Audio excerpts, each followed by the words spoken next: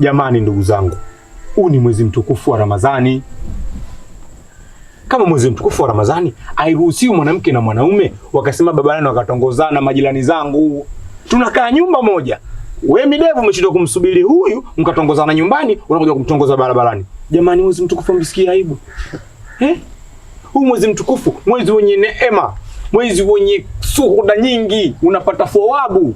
Ukifunga chungu kimoja unapata thawabu 1000. Eti nyie cha ajabu mnakaa barabarani mnatongozana. Haya, watu wanapita barabarani, wanawaona. Wanachukulia picha mbovu.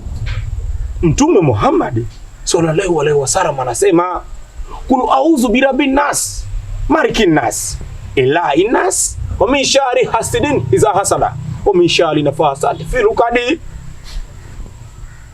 Eni nyie wenye wasiwasi kwenye mwezi mtukufu, mnatakiwa mwe mna kitu, msiwe na wasiwasi. Fungeni funga yenu ipate rehema.